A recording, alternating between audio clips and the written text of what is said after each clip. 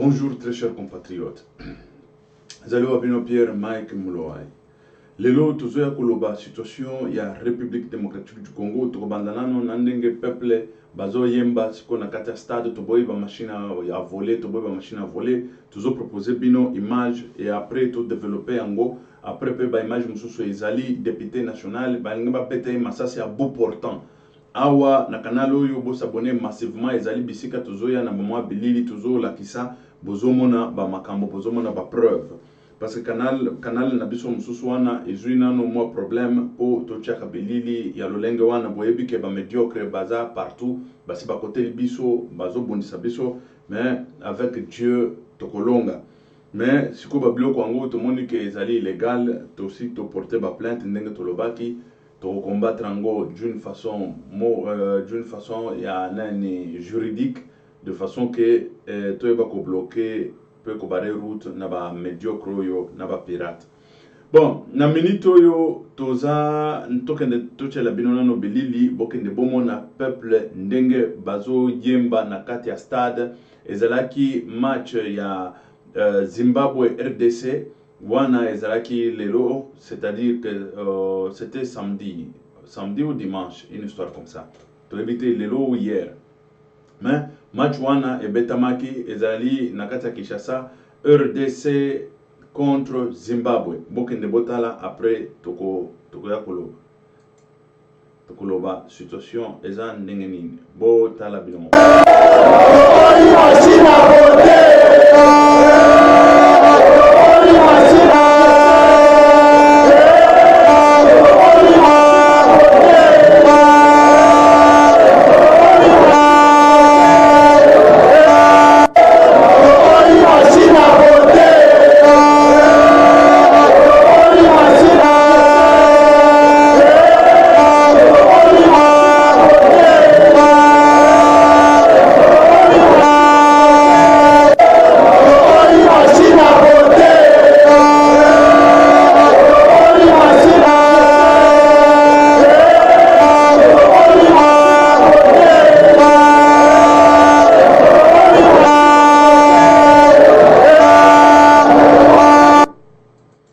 Voilà, wana bomoni tomoni toyoki ndenge peuple bazo yemba balingi ba machine ya volete oyo balingi nanga aya ko pesa na peuple congolais de façon que bayiba yeba élection bayiba ndenge nini ya ko yiba yeba élection bino moko boyebi ndenge bazo préparer de façon que ba luka ba dribbler biso ba dribbler peuple ba dribbler mais Nzambe azana biso Nzambe azali elonga ya République démocratique du Congo peuple il faut tellement bongo il faut peuple abanda déjà ko se mobiliser pour na contre ma machine à voter et puis boyebi marche une grande marche moi j'appellerais que la révolution ekozala déjà le 26 et la révolution et Rosala na Kinshasa de façon que bato babi ma marche bisika nyonso bazali pona ko bare route na ba machine à voler na ba machine oyo Kabila azokende ko imposer peuple congolais yango déjà babandi ko lakisa à partir ya kati ya stade que bazali mécontent pona ba machine à voler pona ba machine oyo ezali na etombate na kati ou na nécessité na kati ya ba élection na biso parce que na kati ya loi électorale jamais bacha eloko yango ezali contre la loi électorale et puis peuple congolais aboy yango parce que ba machine wana ezo détourner ba vérité ezo détourner la démocratie, c'est-à-dire que ezo kena na kobebisa la démocratie wana ezali situation oyo bazo vivre na Kinshasa tozo vivre à partir ya Kinshasa ndenge bozo constater yango ndenge bozo monango awa bo s'abonner massivement pour bozo ka information matin midi soir na lobaki awa ezali bisika bo banda ko ba information chaque fois et chaque moment oyo tozana information to yeto tiango bo s'abonner massivement bisika nyonso bozo mona wabino Pierre Mike Mulowai le prophète. Bon, wana tozokende sikoyo côté mususu tozokende totala pe peuple na biso bokende botala bomona situation oyo ezokende na koleka na kati ya République démocratique du Congo wana ezali nde na Katanga boyebi ke marche meeting minene ezalaki bilulu minene ezalaki kuna na kati ya bilulu bakangaki bato ebele, c'est-à-dire que bablokaki ba opposant ebele babisika na babisika bakangaki ba opposant baoyo bazaki na ba hotel bakangamaki na ba hotel baoyo bazaki, c'est-à-dire que bazai ba Eve bazai ba banda kolela achaki na ye Twitter che message azoloba bisika bazali moyen babima ezate basoda bazali armés jusqu'aux dents, des policiers sont armés jusqu'aux dents de façon que babare bango route et tout ça awa tozokende siko tomona bilili bomona ndenge balinga baboma député en direct biso nyonso tozomona batie masasi de façon que bakende koboma député pour boyeba situation na kati ya République démocratique du Congo ezali ndenge nini. Kombo na ye azali Christian na kati ya Lubumbashi balingaki bakende bakutana na baba kyungu ndenge ba débat nyonso, c'est-à-dire que ba opposant nyonso balingaki bakende kutana na baba kyungu babaraki bango route mais ndenge pe bazo bare route ba menacer ba betaye masasi à bout portant et azali le premier député de façon que ba betaye masasi. Il y a eu beaucoup de députés où on a eu basi bakufa babeta bango ba masasi bakufaki basi bakufa mais toujours yebate ndenge régime oyo sanguinaire, le régime yaba imposteur, régime yaba rwandais nde yango efandi na kati ya République démocratique du Congo ezoboma bana Congo matin midi soir toki tochela bino nani bomona bilili ndenge balingi baboma batambola bakende babisika nyonso balingi Mombo komona ndenge bazo bare bango route bazo bimisa minduki de façon que babeta bango masasi et tout ça. Et puis en public ndenge bozo mona boye ezali en public ezate que eza eloko ezo salema en privé ezali na kati nzela. Excusez très chers compatriotes. Ezaki na kati nzela bato bazo mona ndenge balingi baboma ba député na biso ndenge balingi baboma bango. Pourquoi? Parce que bango balingi que meeting esalemate na kati ya République démocratique du Congo et puis surtout particulièrement na Lubumbashi bisika bango balingi te que meeting esalema de façon que ba mobiliser peuple congolais contre Chadari, ba mobiliser peuple congolais contre la majorité présidentielle ou contre FCC. Aussi longtemps FCC il a fallu s'imposer na kati ya misala oyo misala asali. Il a fallu abanda kolakisa bomoni pont yo bomoni biloko yo bomoni boye biso to salaki mais bango bazoya na minduki de façon que baya ko terroriser peuple congolais baya bisa peuple congolais que c'est assez biso to kufanda na biso kaka na bokonzi awa bino bofanda nye et c'est fini bozolo ba mingi et c'est fini cette fois-ci c'est fini bokolo ba lesusute bomona ndenge bomona kibino moko ndenge bazo bimisa minduki contre un député. Diango tozo senga na peuple congolais, même dans la diaspora, bola la pongite, parce que cette situation ici, cette situation économique s'est générée partout. Yango tozalaka ekenge na ba poison, ekenge na ba bandi, ekenge na ba criminel, ba kuki ko kote la biso matin midi soir ou ba er moko boye basali biso mabe.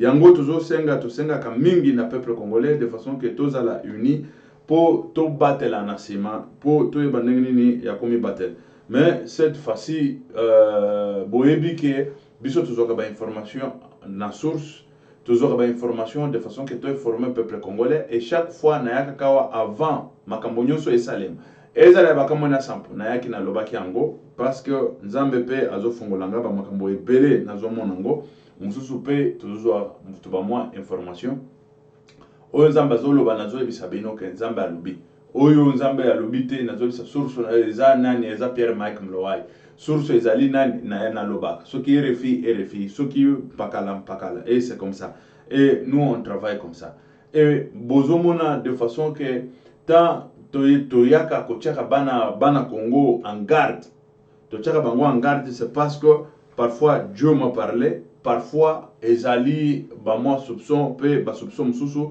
ezalaka eloko ya solo makambo yo ezo salem yango tozokende kosenga na peuple congolais tant oyo tozanango ezali tant moko critique ezali tant moko il faut tomi batela sima tant moko il faut mutu na mutu ayeba ndenge nini akoki komi batela pe tomi batela na biso nyonso peuple congolais bon parce que bako kokota na ba façon nyonso bakoki kokota la bato et surtout biso bato média tozotia bango panzi likolo yango bozomona chaque fois bazo attaquer biso bon ba omona ke eza ba mususu tosalaka na bango mais peut-être basalaka na kuna baliaka mbongo kuna baza ba pion na bango on ne sait jamais yango il faut zalaka ekenge parce que bitumba eza monene bitumba ezali gaillard bitumba ezali okoyeba kuna ekoyela te ni na gauche ni na droite okoyeba kuna ekokotela te ni sima ni liboso okosutuka kaka oza na kati ya piège.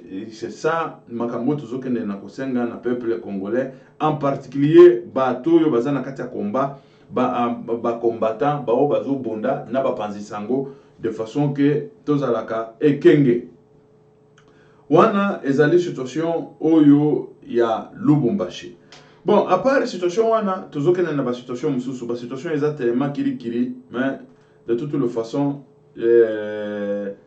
canal mususu wana pe eza na ba information bo s'abonner et puis bo s'abonner pe awa na ba information nyonso oyo ezo salema.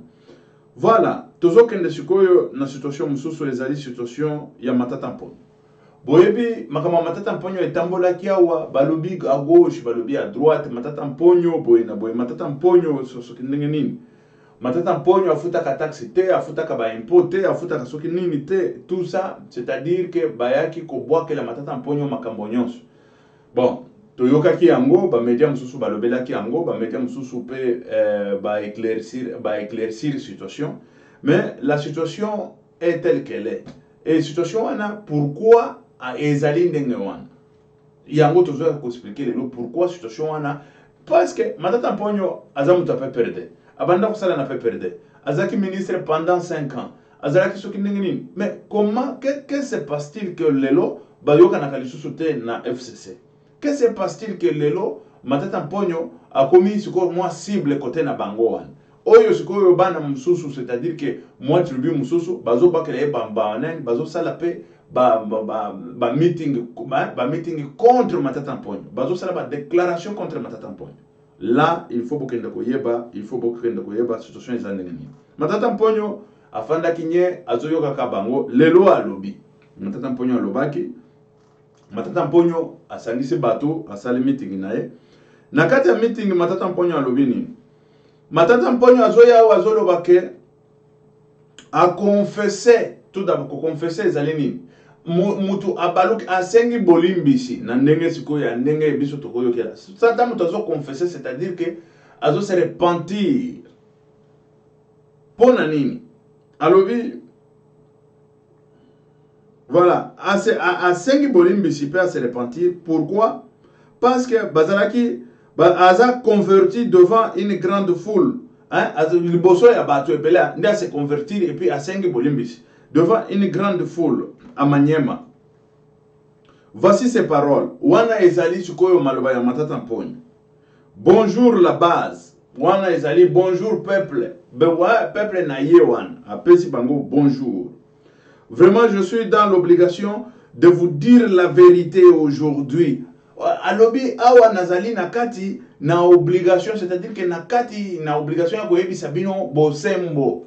Rien que bosembo ya makambo elekaki ye azalaki nakati na bokonzi misiko lelo azoya koloba siko bosembo indi très cher compatriote nazaya kolemba moyenne pesa information bien exactement mais awa na yoki sikoyo mo force mati lisusu pona pesa bino information toza wana tala kaka tozali soki une heure du matin et tout ça mais il faut topesa na peuple na biso information yango bo s'abonner na site oyo bo s'abonner na canal oyo mutu nyonso azana no abonner te a s'abonner ba bisika nyonso bozomona nga de façon que na pesa ka bino information parfois toyaka toza tellement cassé toza tellement fatigué mais pona bolingo Congo tozopesa bino ba information bozomona bazokatela biso même to ba moi centime ekotaka na nani wana bakati yango pona nini motema mabe bo basala msala te mais bango ça oyo site eza ba combattant eza site ya mombongo te ou site ya nini sans mombongo on va travailler avec l'argent on va travailler sans argent on va travailler et puis to sala kabiso msala depuis kala sans l'art mais eza bitumba tokolonga ngo Dieu est avec nous peuple congolais. OK.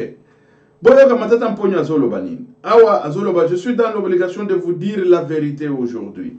Afin que je me libère, pour se libérer. C'est-à-dire que, voilà, afin que je me libère. Car étant politique, c'est-à-dire que, en tant que politicien, en tant que politicien, voilà, voilà. J'ai aussi des ambitions pour ce grand pays. Azoloba, en tant que politicien, azape na ba ambition na pona mboka na biso ya monene wana. Parce que politicien azana ba ambition te, aza politicien te. Mais politicien nyonso azalaka na ba ambition. Ye matata mponyo azaki na ba ambition na ye. Ba ambition na ye ezalaki nini? Yake akokoma président ya mboka wana po asala. Parce que ndenge bazalaki na kati ya PPRD, matata mponyo était favori po ba choisir ye en tant que nani candidat à la présidence. Mais baké ko choisir mutu moko boye, moi likayabu ebimi ko côté soki likayabu moko boye undakala ebimi soki wapi o Shadari. Problème yango wana. Boyo ka siko makambo matata mponyo azokende koloba. Azokende koloba nini? Bakomi oye komi ke mbwa asui mbwa. Mbwa asui mbwa. Voilà. Je veux me libérer en tant que politicien. Voilà. J'ai des ambitions et tout ça. Voilà, dans ce grand pays, jusqu'au ceci. Azuro baboy. C'est-à-dire que bakenda ki ba trébicher, c'est-à-dire que monako tambola na bango, babanda ko tambola na ndenge ya mabe. Ba trébicher encore dans le main des apprentis. C'est-à-dire que ba trébicher bazui pe babiloko mususu bazui ba pesi ba apprenti nano ba konza eloko mokote. Yango na loba wa ke. Nga na sala ki émission. Na lobby bandi oyo ba pesi biso ya Shadari. Nano apesa biso cahier de charge na ete. Bandi oyo ya Shadari ba pesi biso. Nano ayebisa biso teke budget na ye kozala ya combien. Mais tozoma na zoba luka boye akena ba église ya banani. Balanda biso makasi ya. Yango na kotika te. Bato ba koteli mombongo o ba kokima bango moko. Mais ici c'est le combat. Na lobakango chaque fois chaque moment là nani eloko moko ko changer te. Ici c'est le combat. Tala balanda kabiso tolobaki ke bango bazoke ndo sala ba campagne na ba église ya Kimbangu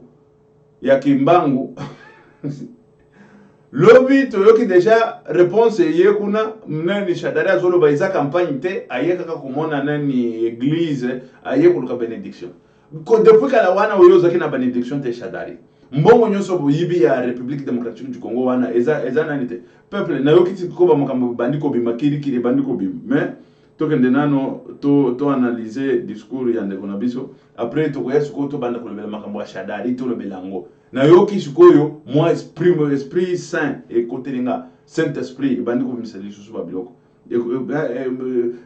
biloko ekomi ko welela ko bi voilà awa sukoyo bazoloba bazui nani bazui mboka bakei kopesa ngo na kati ya mutoyo azali nani apprenti, c'est-à-dire que mutoyo ayebi eloko mokote aza ayebi ni mutu ni makolo ya mboka ayebi te ni bifuteki ya mboka eza wapi biloko mboka eza wapi, c'est-à-dire que un revenu moko boy pour que botuni a ayebi ni a ni b ayebi te kombo na ena ni Shadari otuna kombo na yo se ozana je m'appelle Shadari. Voilà, Shadari.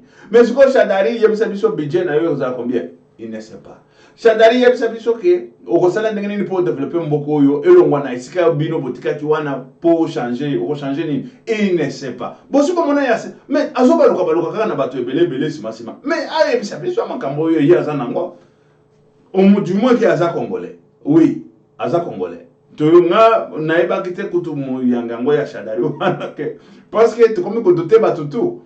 Mutu akenda ko confirmer que azali congolais, azali mama Kasavu. Mama Kasavu na landaki alobi que Shadari c'est un congolais de père et de mère. Maman nenda lobaki na lobi c'est-à-dire qu'ayebi bien, ayebi que azali congolais. Vous comprenez? Parce que nga na komi ko douter na batutu, mutu a dit totala na ba origine na yo. Outiwa wapi, ozamwana na ya nani. Et c'est comme ça. Problème yango wana. il faut sikoyo ko banda ko tourna ka boy sikoyo to kana discours balobi bapesi na mtu apprenti ayebi na ye ni mutu ni makolo ya mboka ayebi nini na kosala ayebi ni budget za kana mboka lelo oyo azoba ko beroka kaka akoma president nano tu yoka eloko mokote ça c'est un edede sikoyo bazokende koloba nini awa balobi ke mutu oyo akoki ko diriger même mukete et puis azana même la capacité à ko diriger te. C'est-à-dire, sans capacité. Wana tuzoloba ezali makambo ya bato a PPRD. Matata mponya zoloba, moi je suis l'un de la PPRD. On se connaît très bien. C'est-à-dire que ba yebani kitoko na kata PPRD. Ba yebi ki e ki. Ba yebani pe ba capacité. Ya nani, aza nani akoki ko sala nini et tout ça. Alors ça c'est ma maison PPRD. Mais peuple, bokende ko voter bi voter la te. Wana matata mponyo alobi. Bokende ko voter bi voter la te. Wana bozela tana na ko pesa bino opposition. Matata mponyo. Wow, eza ya koinda. Parce que bonda ko le matata mponyo peut-être FCC et tout ça FCC nano epanzanite. Eko panzana. Eko koma putulu. Eko koma poussière. Eko koma obeti poussière boy. E mati sikota eko kita boy. Oyoki ke eya koya eya. Eya koya eya. Alobi die moko. Oyo discours ya ba opposante. Tout d'abord opposant basana discours moko cohérent. Ba discours moko ba machine à voter. Discours moko ya ba nani. Yango na zolo ba opposant. C'est vrai, il faut que nous le bagassions. Ba opposant bazo il a biso makambo asekate. Tena tout d'abord, oyo muto a fait perdre, ya bango moko. Aye biso makambo mususu. Alobi ni ya ba ni ya ba parce que machine wana ba machine à voter ezali déjà un problème permanent au tozanango. Oyo il faut que l'ité. Na ba fichier électoral, il faut que l'ité. Mais na kati ya makambo il faut que yela biso bisusu biloko mususu ya sika. Bon boye bo panzi shadari bo tutuliye bo nikiye batu ba comprendre que ça wana isa papier eloko moko ya malonga wana izate. Mais c'est ça la politique. Na soki na kiti na Kishasa batu wana bakolela c'est ça même la politique. Bon là que ça shadari c'est qui? C'est quoi? Shadari tout d'abord. Mais je crois batu ya bango moko ya FCC. Oyo ba dirigeant na bango batu moko ya PPRD to loba na kata PPRD. Bango yo siko bakomi ko nika shadari.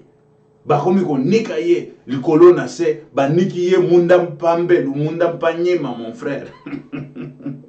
Munda mpanyema bazo beta. Bazo beta munda mpanyema. E shadari sikoyo babimisi ye sikoyo oyo bakobenga ke babimisi ye mutakala. Babimisi ye boye polele. Babimisi ye ya je du sous-sauté. Voilà, tozo kende sikoyo to kende ko nani. Yoka sikoyo matata mponyo. Non. Biloko yo ngana linga na sepela ngo na yoka ngo na kate na matoi ya ba opposant. Yoka sikoyo ba opposant, je ne sais pas, peut-être makambo si esila bango na monoko. Basi baloba mingi baloba ebele makambo si esila bango na monoko. Mais il faut ba opposant ba renouveler mbanga na bango monoko na bango po. Il faut ko lobaka. C'est vrai que besoin la population mais parce que ba ignorant qu'on a bazali ebele.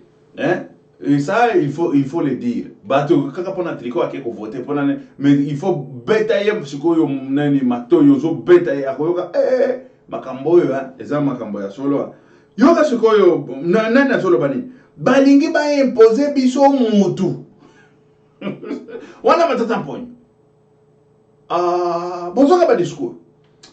Discours oyo na kuanaliza ngo lisusu bien parce que ezali discours eza mwa mulai mais na kuanaliza ngo kitoko na nani na compte mususu wana pe nazo kota na analyser pour pas peuple bakende koyoka discours oyo eza nini parce que discours est betamina ndenge moko acheter. Azo kende ko loba boy matata mponyo. Voilà. On a voulu nous imposer mutu moko boye sans intelligence mutu moko boye yebi na eloko moko te. Balingi ba imposer biso. Ça c'est matata mponyo qui dit. Ce n'est pas que balobi non, écoutez machin vote. Non, on veut nous imposer. Et si indi kuna na manyema, et si indi. Voilà. Balobi balingi ba imposer biso un mauvais choix à nous tous. On veut nous imposer un mauvais choix à nous tous, sans exception. Bosoyoka. Sans exception. Ouana matata mponya zolo. Mais babiloko il a fallu bimakasiko na monoko ya ba opposant. Mugolo na landa ki discours ya mugolo ba opposant. Mingi c'est vrai que bazaki moi classique mingi, mais kozalaka mingi classique mingi te na kate. Na politique kozalaka classique mingi te. Bon, même garçon, même batunyoso, nakata politique c'est comme ça. Kofinga nate, mais tozolo bosembo, tozolo basikoyo, ndenge muto azali bozo qualifié ye. Hein? Bozo qualifié ye. Bon, même Trump, bozo babilo ko alobakate. C'est-à-dire que vous qualifiez le comme boye, tout ça, c'est comme ça. La politique c'est ça. Mais la politique ce n'est pas vous êtes très classique et tout ça, c'est ça la politique. Mais non, c'est faux et archi faux. Voilà. Alors oui, balingi ba imposer biso un mauvais choix à nous tous. Ouh. N'évitez ce que vous avez au biloko ngana zoka. Balingi ba imposer biso un mauvais choix à nous tous. Shadari a un mauvais choix. Pour la PPRD, pour la FCC, pour la République démocratique du Congo. Ça c'est Matata Mpogno qui dit. Ça c'est Matata Mpogno qui dit. Awazolowani.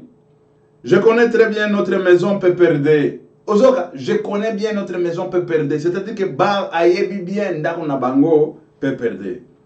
Et j'en connais les capacités de chacun qui s'y habite.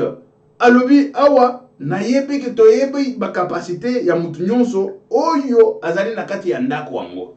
C'est-à-dire ba yebi capacité ya Shadari. Capacité zanini zéro. Ayaki awa Shadari azobima. Oya fingele mama na yo, fingele pe mama na ye. Yoka. Mutu wako ale kaya kuma president. Ye wana. Azangi makamba koloba. C'est-à-dire capacité. Yango matata mponya soloba. On se connaît la capacité. C'est-à-dire capacité à développer makamba mususu alo bakango. C'est-à-dire qu'avec moi, non. Yes, go. Ba fingele mama na yo, fingele ye pe mama na ye. Coup sur coup. Président de la République démocratique du Congo. C'est un mauvais choix. Quand lobby. Hein? Quand lobby. Bon, je sais, bato le bakamingi nakati ya ba meeting wana. Te, chebiso kuna ba opposant nyonso na minute oyo, nazoka ndeko ba opposant nyonso baza ndenge moko hein. Baza très classique hein. Mbemba alobaka très classique et c'est fini. Nani Félix Tshisekedi azoloba très classique. Nani Bazaiba yende mususu. Bazaiba wana ya mwasi wana izaka babeti ye mokolo ba marche wana azobata mabatama na voiture boy. Mokolo wana azokende kobenga ba Shadari wana nakati. Peuple congolais. Ba azokende kobenga ba Shadari nakati ya nakati ya conclave na bango. Bon, c'est-à-dire bah Moïse Katumbi, il est classique, alors bah classique. Bah c'est-à-dire que bah opposant nyonso baza classique. Mais nano bazo opposant, ngamolo na kokoma na kin. Na banda koloba bakolela. Bakolela. Mais na ko comprendre que Matata Mpogno a mbanga, a monoko, Matata Mpogno azana mbanga, azana monoko. Ce que nous avons dit, namona ka ye calme, namona ka neti ke azamo classique, mais oyo na ye kuyoka na ye kumona ke ce que comme opposant à cause de la mutumabela, mais pour parce que c'est médiocre, nakata médiocrité et tout ça. Kutu ye mo toyoka ka ke Lunda Bululu, c'est Lunda Bululu qui a dit non lorsqu'il était ministre, Matata Mpogno ba yaki kotala nani Lunda Bululu en tant que ba ressortissant rwandais. Yenda zaki président ba ressortissant rwandais. Wana selon le Toyoka Kilunda Bululu. Mais Matata Mpogno tuzoke ndoyoka ke azali ya Manyema kuna et tout ça. Bozoka makambo eza kuna. Yango meme na Shadaringa nazo duteye. Mais tata na yoki politicien monene neti mama Kasavubu azoke ndokoloba non nani Shadaria za congolais de père et de mère. Yango na ke kondima. Mais sinon côté wana woyoka mutamanyema mutane bakote wana kwetu kutoki boy mupeni karungua nini we shoka ikarungua mupeni kabaki na bandi deja ko Kodute ba tout presque il faut que tala kasiko bien qui est qui nana parce que bango nyoso baza ba congolais baza ba congolais te ba ba swahili et tout ça même ba infiltrer bazali ba congolais peut bazali mais ba infiltrer belé bazali c'est ça le grand problème yango voilà awa ezali discours ya Matata Mponyo tozaki wapi voilà alobi bayebani ba capacité mutu na mutu bayebani ba capacité mais na kati ya gouvernement oyo Matata Mponyo azalaki alobi awa namoni ba makambo mosusu lisusu ya makasi asengi pardon gouvernement wana ezaka kaka ba miyibi ya babandi ba criminel bamandaki c'est-à-dire objectif na bango ezaki kaka koyiba mbongo ye azalaki sikoyo neti lion bacheye sikoyo na kati ya nani na kati ya nazo pusani nazo développer yango toza déjà 33 minutes nazo zongela discours oyo na développer esika oyo lisusu ya sendeza kitoko lisusu koleka Matata Mponyo apanzi nde kopanza apanzi FCC ekufi nde kokufa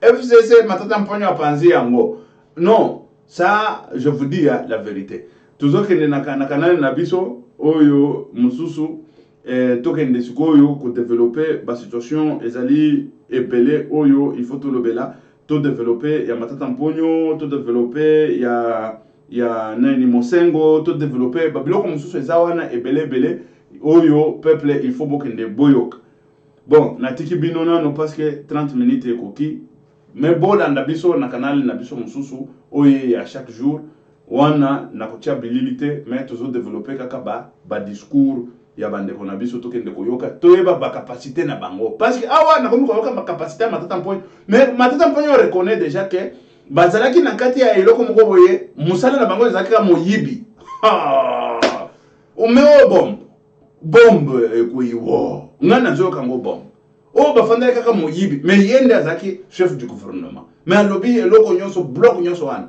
babandi ba criminel ba miyibi mais si kotanga na lobaka wa il y a des gens qui disent afandi azofinga na lobaka na qualifier même Matata Mponyo ye moko ye oyo asengi bolimbisi alobi gouvernement wana ya babandi ba criminel toke kuna na développer situation ngo très cher compatriote. OK, merci. Bokota ebele, bo s'abonner pe ebele po bozwaka ba information ya République démocratique du Congo. OK, merci. Ciao. Bokota na canal mususu wana isika nazokende kolobela lisusu ka histoire oyo ya Matata Mponyo après bokoka pe discours ya Mosengo abambi ye pe biloko mususu. Eza makambwa. Bon, merci, ciao.